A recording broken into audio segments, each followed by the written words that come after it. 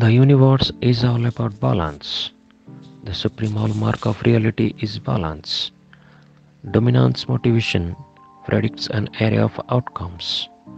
If we analyze and understand geopolitical conflicts, whether military or non-military, inter or intrastate, involving a large number of protagonists or just two, a large territory or a small one, then we will find economics as a source of conflict.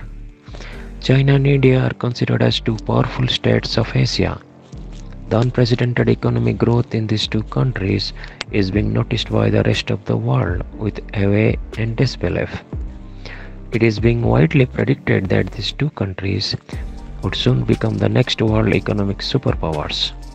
We will discuss about the several factors of a phenomenal growth taking place in India and China and investigates the possibilities of either country attaining the world economic supremacy. The roots of the global economy can be found in the 15th century. It started with the expansion of trade and distribution and continued with the development of industry and services. The global economy has changed significantly during the past decades, especially after the fall of Berlin Wall in 1989. Governments, policymakers, researchers, businessmen, managers, and social activities are highly interested in understanding the way the global economy works today. As the topic of global economy is interdisciplinary and complex, it can be studied from different perspectives and level of analysis. The micro level deals with international organizations and regimes. The major level emphasizes the role played by the countries and companies, and the micro level insists on the stuff related to globalization and transitional movements. The political power without economic power is sterile. The objective of this video are to present the evolution of world's two largest economies of Asia by gross domestic product in the period of 2015 to 2022, and to emphasize the economic competition between India and China. We will today understand what is India's master plan to counter China. India and China have been fighting fiercely over influence of the continent. Both are trying to dominate the markets, but in the last 10 years, China has acquired the power with its economic projects along the Eastern Hemisphere. This includes much of Europe, Africa, Asia, Australia, and the islands of Oceania. India might be a large trading partner in its own right, but China's Belt and Road Initiative has fired agitation of encirclement. Now, to tackle this, India is also launching several ambitious commercial paths in every direction. If successful, the paradigm could reform trade across the region.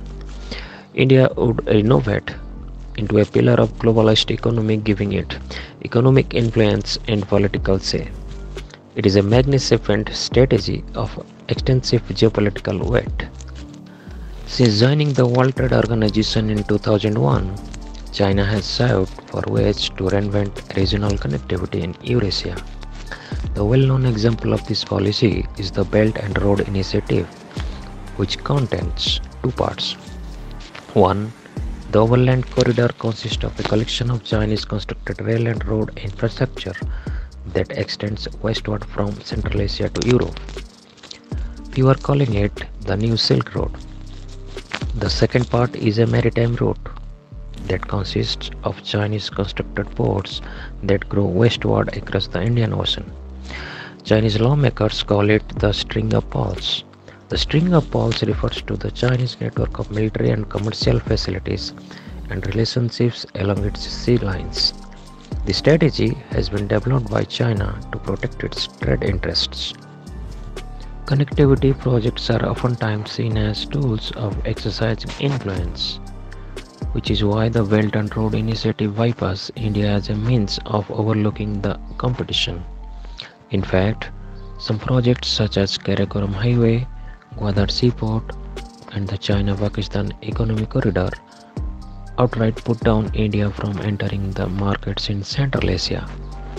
We can say that Belt and Road Initiative heightened China's hand while hindering India's sway over its neighbors.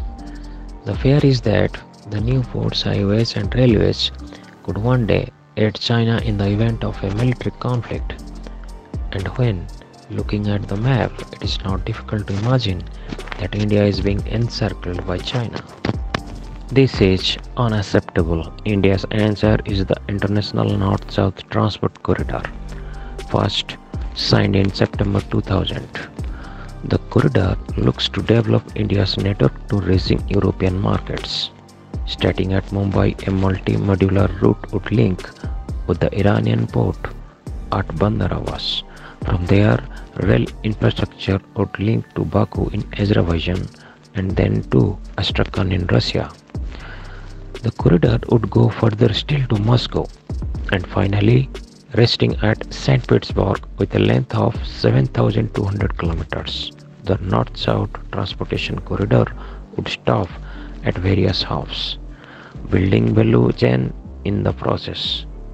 A value chain is a set of activities that a firm operating in a specific industry performs in order to deliver a valuable product to the end customer.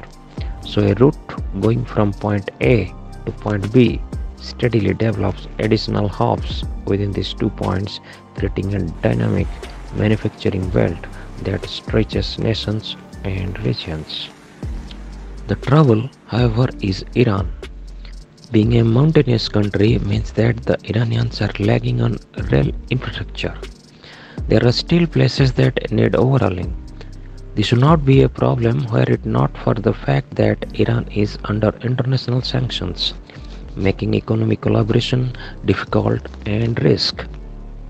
India has spent 20 years improving and balancing the technical aspects of the corridor, but it has made no progress whatsoever. As long as Iran is beset by sanctions, the north-south transport corridor will remain a questionable venture. In 2014, India came up with a more modest policy called Neighborhood First.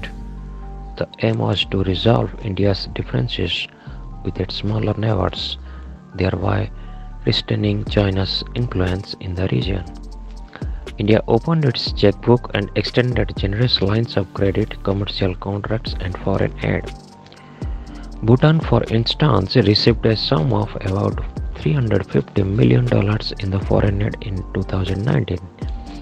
There was some success in the early phase of the program, but those advances have reversed over the years. The Maldives, Sri Lanka, Nepal, and Bangladesh have in fact grown closer to China. Satirically, Afghanistan was the only real success story in the Neighborhood First policy, but every bit of Taliban influence dissolved with the Taliban's takeover. The lack of success compelled India to take on a new striking plan in 2017, and this time teaming up with Japan. The project designated as the Asia-Africa Growth Corridor was the handiwork of Prime Minister Narendra Modi and Shinzo Abe. The objective was to link India with Africa through new shipping lanes. India has strong ties with Southeast Africa through trade and diaspora, and Modi has visited nearly every African country during his political career. So the idea made sense and served a strategic motive. However, the Asia-Africa Growth Corridor was designed as a bottom-up process. Its blueprint held no concrete implementation plan. Even the African nations that were supposed to take part in this corridor were never disclosed. As of 2021, there has been no progress regarding the corridor. In the point of fact, the stunning lack of progress leads many to believe that the whole project was merely a publicity stunt to bolster Indian-Japanese relations on a political level. Business-wise, the Asia-Africa Growth Corridor can be considered dead on arrival. Neither Indian nor Japanese lawmakers even bring it up. Thus, far with the North-South Transport Corridor being frozen, the failure of the Neighborhood First policy, and the PR stunt of Asia-Africa Growth Corridor, it seems like India has been grasping at straws. Failure is not opposite of success, it is part of success. But India continues with its effort. India's latest commercial belt is aiming for Europe and it seems to be more practical than the previous programs. Coined as the Arab Mediterranean route, the project looks to connect India to Europe markets via existing road and rail infrastructure in the Middle East. In a policy report published by the Institute of South Asian Studies at the University of Singapore, Professor Michael Denham examines a paradigm shift in India's Euro-Asian connectivity. It is a plan that was unthinkable just a few years ago. The game changer is Israel's recent normalization with its Arab neighbors. Rail connection is being established at a rapid pace, going from ports in the United Arab Emirates to Saudi Arabia and Jordan to Israel port city of Haifa. From the Israeli coast, goods will be shipped across the Mediterranean to Piraeus in Greece, and from there further inland into continental Europe. India's goal is to tap into that emerging corridor and develop an arc of commerce extending from India to the UAE, Saudi Arabia, Jordan, Israel, Greece, and all the way to Germany. The interesting thing is that India would not be alone in reconfiguring the Arab Mediterranean corridor. It would merely have to extend the belt from Abu Dhabi to Mumbai. Most of the infrastructure for this corridor is already in place. The UAE has several ports that can serve as connectivity modes, and much of the railway network going to Israel is complete. Only about 300 kilometers remains to be built in Jordan and Saudi Arabia. Once the Arab Mediterranean corridor is operational, Indian goods leaving Mumbai could arrive in the European mainland in as little as 10 days. But it is not just Europe that would be the main destination. By linking into the existing infrastructure, India can help develop value chain along the corridor. Planning for the future is always important. India's giant agricultural sector could emerge as an indispensable force in the regional supply and demand. To give some context, climate change is expected to affect the Middle East drastically in the coming decades. The region is warming at twice the global average. By 2050, there will be prolonged periods of heat waves, while desertification will accelerate and droughts will last longer. Food and water will become scarce precious commodities. India, being the fourth largest agricultural producer, could step up as the food basket of Middle East. Already, plans are set in motion. India is set to invest roughly $7 billion in creating new mega food parks, and it is working closely with Israel to enhance agricultural output. India has also signed a comprehensive strategic partnership with the United Arab Emirates, promising to boost bilateral trade by 60% and new infrastructure investments worth up to $75 billion. Some reports suggest Emirates-based companies are currently constructing and acquiring new ports along the perimeters of the Indian Ocean. So, while the Arab Mediterranean corridor looks primarily at the markets in Europe, the agonizing situation in the Middle East opens new avenues for commerce. However, as exciting as the Arab Mediterranean corridor sounds, there is a catch. For most, the plan is a geopolitical minefield. Going into business with Saudi Arabia and Israel would harm relations with Iran and inject India into the intricate power plays of the Middle East. It would be like putting the cat among the pigeons. Furthermore, the Greek port of Piraeus is owned by COSCO Shipping, which is the Chinese state-owned conglomerate. So if India plans to counter China by creating alternative routes to Europe, going via Piraeus is a bad call. That means, in the long run, India will either have to construct a port of its own somewhere in the Eastern Mediterranean, or obtain an existing port, or possibly even diversify its export nodes. Still, In spite of the complications, an arc from India to the Middle East and Europe is a sensible, practical course of action.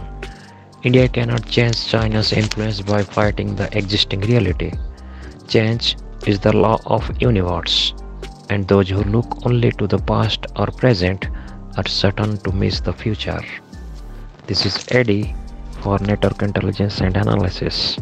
So guys, this was for today. Thanks for watching and your time. Join with our YouTube communities. If you like what we do, please leave a like, comments and subscribe. Thank you very much.